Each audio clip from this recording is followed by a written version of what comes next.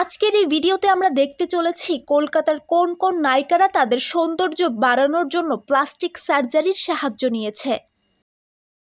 ছোট পর্দা থেকে অভিনয় জীবন শুরু হয়েছিল মিমি চক্রবর্তীর, এমনকি তার নিষ্পাপ চেহারা বেশ পছন্দ ছিল দর্শকদের। পরে তিনি তার সৌন্দর্য বাড়ানোর জন্য লিপ সার্জারি করান। নুসরাত জাহান যে তার লিপ সার্জারি করে নিজের চেহারার 12টা বাজিয়ে দিয়েছে তা তো কারো অজানা নয়। নুসরাতের ফ্যান ফলোয়ার্সের মতে তার আগের লুকটাই ভালো ছিল।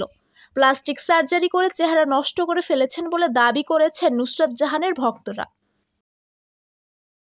লেজারের মাধ্যমে হেয়ার রিমুভ এবং স্কিনের জন্য কিছু বেসিক সার্জারি করিয়েছেন রাইমা সেন। তাছাড়া দাঁতের শেপেও কিছুটা পরিবর্তন করিয়েছেন তিনি।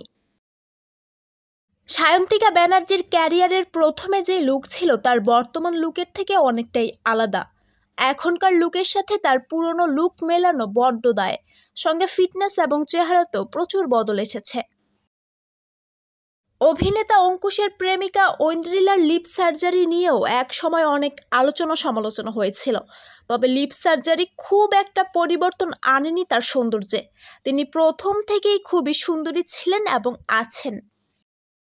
একটা কথা বলতেই হবে, অভিনেত্রী পায়েল সরকারের লিপ সার্জারি ধরাছোঁয়ার বাইরে।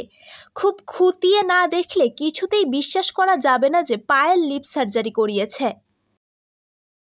কৌশনী মুখার্জি তার চেহারা, ঠোঁট এবং নাকের বেশ কিছু সার্জারির মাধ্যমে পরিবর্তন করিয়েছেন।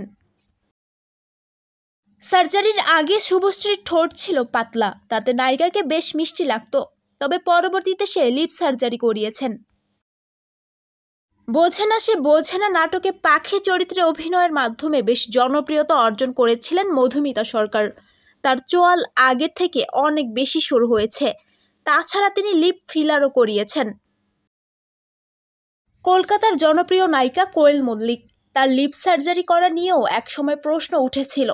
কিন্তু কোয়েল মনে করেন কোনো অভিনেত্রীর আসল সৌন্দর্য তার অভিনয়ের মাধ্যমেই ফুটে ওঠে, তাই লিপ কিংবা চেহারা সার্জারি করার কোনো প্রয়োজন আছে বলে তিনি মনে করেন না। তো ভিউয়ার্স, প্লাস্টিক সার্জারির পর কোন নায়িকাকে দেখতে বেশ ভালো লেগেছে তা অবশ্যই কমেন্ট করে জানাতে ভুলবেন না।